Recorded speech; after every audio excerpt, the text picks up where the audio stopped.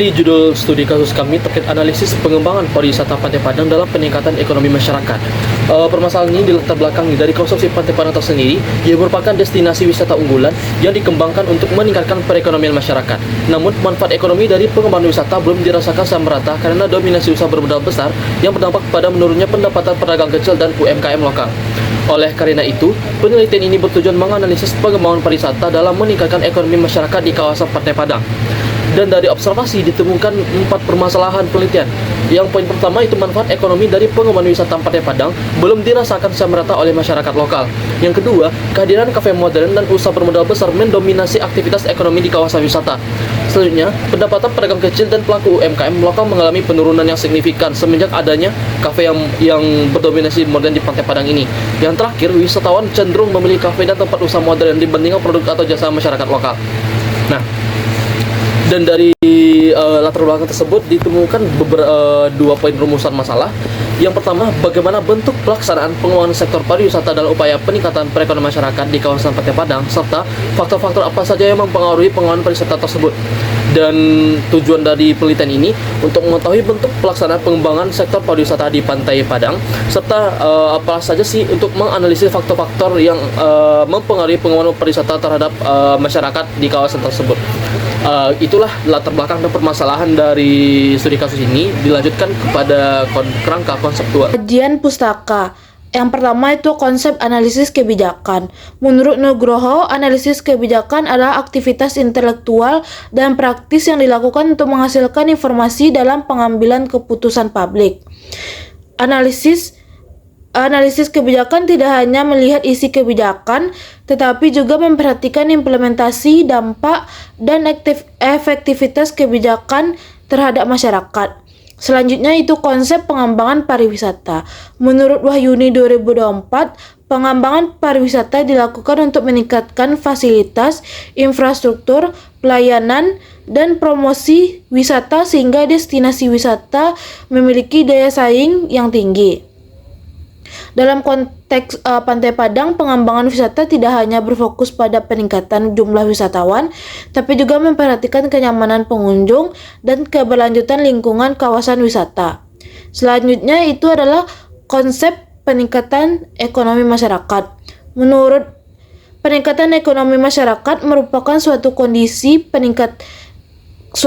meningkatnya pendapatan, kesejahteraan, dan kualitas hidup masyarakat akibatnya adanya aktivitas ekonomi yang berkembang di suatu wilayah.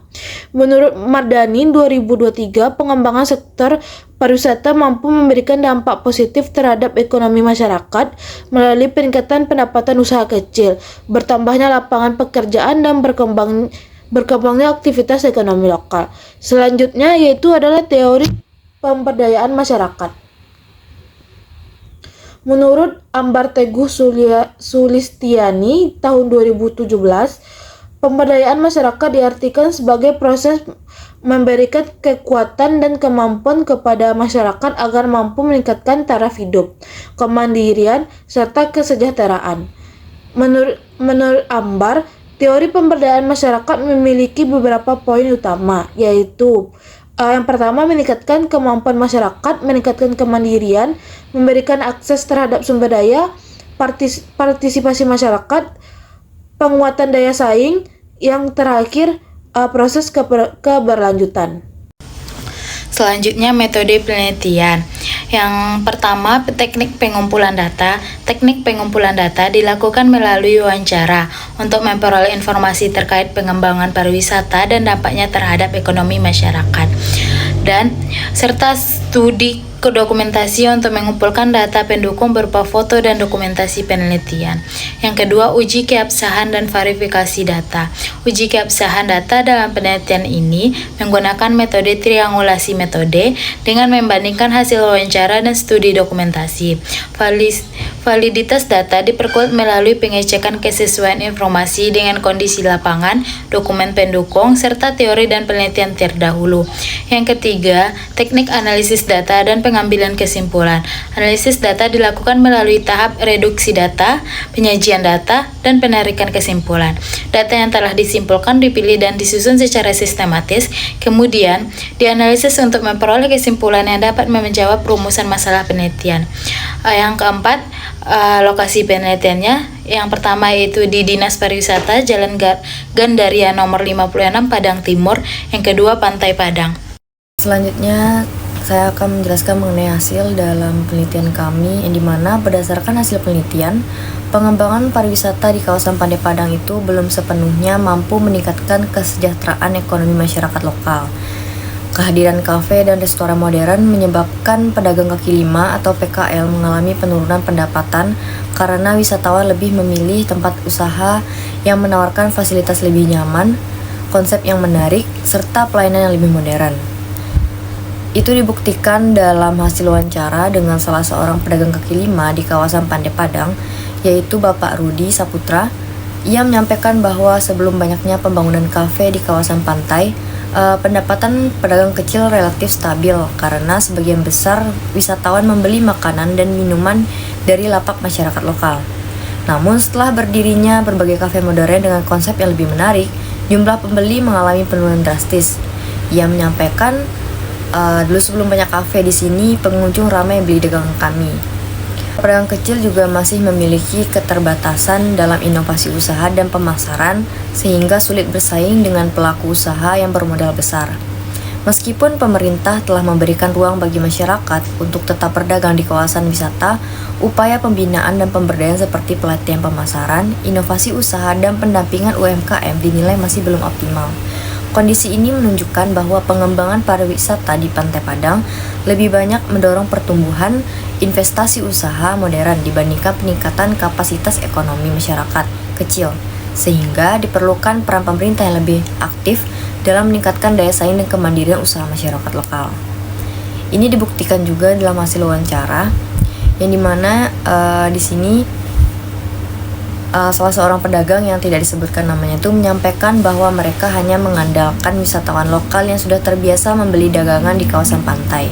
Ia menyatakan kalau wisatawan luar daerah sekarang lebih banyak masuk kafe, yang beli mungkin ke masyarakat lokal itu hanya yang terbiasa atau sudah langganan mereka. Selanjutnya juga Kepala Bagian Destinasi Dinas Pariwisata Kota Padang, Bapak Tri Andika, menjelaskan dalam wawancaranya bahwa pemerintah sebenarnya telah memberikan ruang bagi masyarakat untuk tetap berdagang di kawasan Pantai Padang, khususnya pada fasilitas umum di atas pukul 16.00 WIB. Menurut beliau, pemerintah tidak melarang masyarakat kecil untuk berusaha di kawasan wisata selama tetap mengikuti aturan penataan kawasan wisata. Terkait permasalahan menurunnya pendapatan pedagang kecil, Bapak Tri Andika itu menjelaskan bahwa kondisi tersebut dipengaruhi oleh selera pasar dan ketertarikan wisatawan yang terus berubah. Selain itu juga ia menjelaskan bahwa sebagian besar pedagang kaki lima di kawasan Pantai Padang masih memiliki keterbatasan dalam pengembangan usaha dan pemasaran, sehingga sulit bersaing dengan usaha modern. Nah, selanjutnya itu pembahasan. Di sini saya akan menjabarkan dua poin penting. Yang pertama yaitu bentuk pelaksanaan pengembangan pariwisata Pantai Padang. Nah, bentuk yang pertama yaitu penataan kawasan wisata. Dilakukan untuk meningkatkan kenyamanan dan daya tarik wisatawan. Yang kedua itu pembangunan fasilitas umum dan sarana prasarana, seperti area wisata, akses jalan, dan fasilitas pendukung lainnya untuk menunjang aktivitas wisata. Yang ketiga itu bentuknya itu penyediaan ruang usaha bagi masyarakat lokal. Nah, ini bertujuan untuk memberikan kesempatan masyarakat memperoleh manfaat ekonomi dari sektor pariwisata. Kemudian bentuknya itu peningkatan jumlah wisatawan. Nah, yaitu peningkatan jumlah wisatawan membuka peluang usaha baru bagi seperti pelaku kuliner, jasa parkir, penyewaan permainan, dan untuk jasa lainnya. Yang terakhir itu bentuk pelaksanaan itu mengenai manfaat ekonomi belum merata. Nah, karena sebagian pedagang kecil mengalami penurunan pendapatan akibat persaingan dengan usaha modern. Yang kedua yaitu faktor-faktor yang mempengaruhi peningkatan ekonomi masyarakat. Nah, faktor pertama yaitu kehadiran usaha modern dan ketimpangan daya saing. Seperti yang saya sampaikan tadi, itu seperti adanya kafe dan restoran modern yang memiliki modal besar, fasilitas yang lebih lengkap, serta promosi yang lebih menarik. Kemudian itu kondisi ini membuat wisatawan lebih memilih usaha modern dibandingkan usaha masyarakat lokal. Yang kedua itu rendahnya pemberdayaan dan kapasitas masyarakat. Nah, masyarakat masih memiliki keterbatasan dalam inovasi usaha dan pemasaran produk. Nah, kemampuan bersaing usaha kecil lokal menjadi lebih rendah dibandingkan pelaku usaha besar. Kemudian itu perubahan pola konsumsi wisatawan. Wisatawan cenderung memilih tempat yang nyaman, modern, dan memiliki fasilitas lengkap. Akibatnya usaha tradisional masyarakat menjadi lebih kurang untuk diminati. Selanjutnya itu di sini perlu adanya peran pemerintah dalam pengembangan pariwisata. Pemerintah telah melakukan penataan kawasan wisata untuk mendukung perkembangan pariwisata. Namun, program pelatihan pemberdayaan dan pendampingan UMKM masih perlu ditingkatkan agar manfaat ekonomi lebih dirasakan masyarakat lokal. Nah, intinya dari yang saya sampaikan tadi, yang pertama itu pengembangan pariwisata Pantai Padang berhasil meningkatkan aktivitas ekonomi dan kunjungan wisatawan. Yang kedua, namun manfaat ekonomi belum dirasakan secara merata oleh seluruh masyarakat. Nah, poin ketiganya, diperlukan peningkatan pemberdayaan masyarakat seperti penguatan UMKM lokal dan kebijakan yang lebih berpihak kepada pelaku usaha kecil agar kesejahteraan masyarakat dapat meningkatkan secara berkelanjutan. Nah, sekian pembahasan dari saya. Saya kembalikan ke moderator.